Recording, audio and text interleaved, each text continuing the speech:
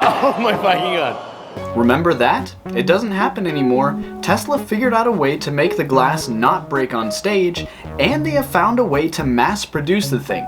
And I can't lie, I'm a little surprised it made it to production, because when it was announced over 4 years ago, at no point did Elon Musk ever mention a delivery day for the Cybertruck. Maybe Tesla learned from all of the times it failed to deliver a new car on time. We'll start production towards the end of next year. So now Elon simply does not give an expected delivery day, but why not just get the car done on time?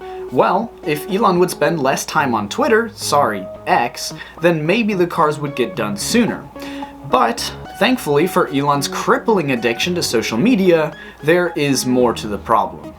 The truth is, every car Tesla brings to the public is not so much a product to sell, but rather the product of an experiment. And in the case of the Cybertruck, it's an experiment that could reshape the entire car production process.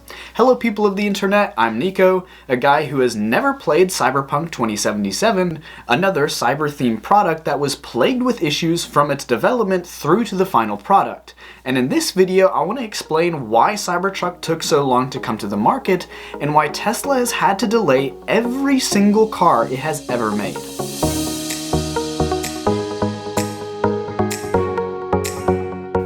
First, let's take a look at why Tesla wanted to make the Cybertruck in the first place.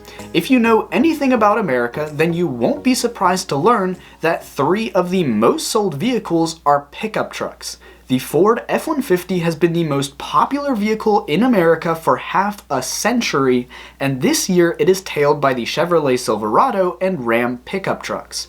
Not only is it the most popular market sector in the US, but it is also the fastest growing market sector.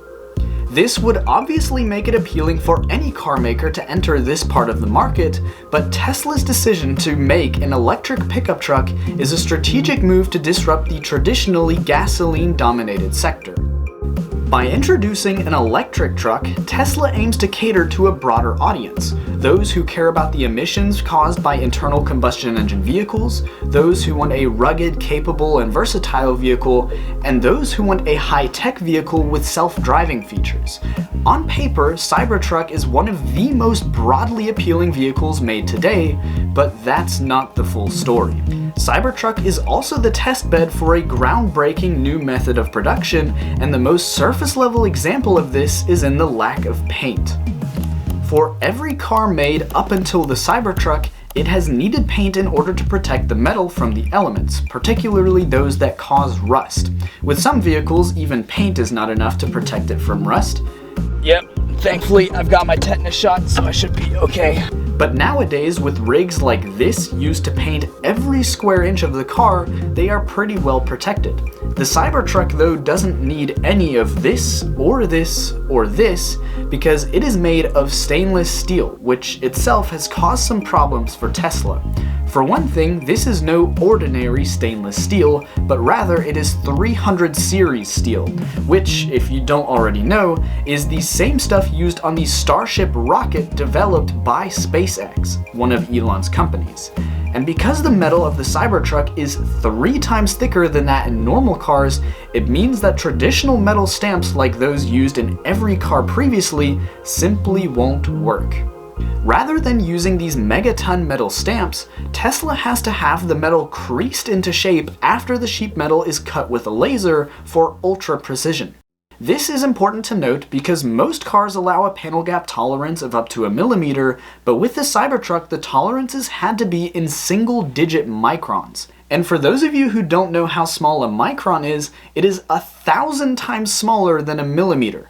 Maybe this scrutiny for panel gap perfection is a side effect of the media's reaction to the panel gaps on Tesla's other cars, but regardless, there were a lot of innovations required to make the Cybertruck happen, hence why it took 4 years to come out after announcing it.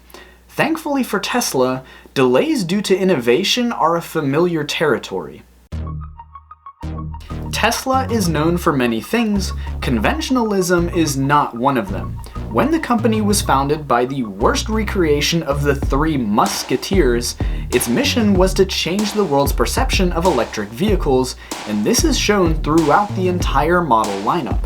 The Cybertruck is obviously a great example of this, as it gives a new take on what a vehicle, and specifically a pickup truck, can be. But Tesla's trend of radical decisions extends right back to Tesla's very first car, the Roadster. Back in the early 2000s, when the Roadster was being developed, the automotive world was utterly dominated by gasoline-powered cars, and electric cars were really only made out of legal necessity. California then had a law that stated that if car makers wanted to sell their cars in California, that 2% of their vehicles produced had to be zero-emissions vehicles. And so the electric vehicles that were spawned from that law were, for lack of a better term, half-assed. Cars like the electric RAV4 were cheap conversions that only further confirmed everyone's perception that electric cars were ugly, slow, and impractical for long distances. But Tesla wanted to prove otherwise, which meant effectively inventing a whole new type of electric vehicle. This required them to design a transmission to allow for quick acceleration and high speed, new battery technology for good power and range, and the list goes on. Then, with the Model S, it took the same philosophy to sedans and gave it space-age screens and software, eventually going as far as adding self-driving technology.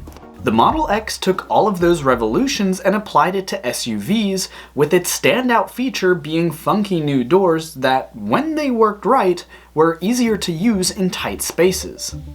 Then came the Model 3.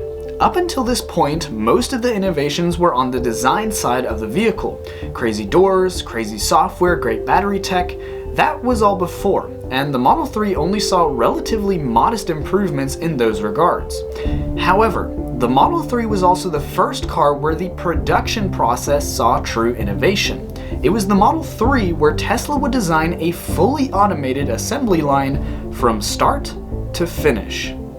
Those innovations in the production process were then carried over to the Model Y, which also only saw modest improvements on the vehicle design side. The Cybertruck, however, was the first that combined innovations in both camps: radical vehicle design, which required radical new production processes.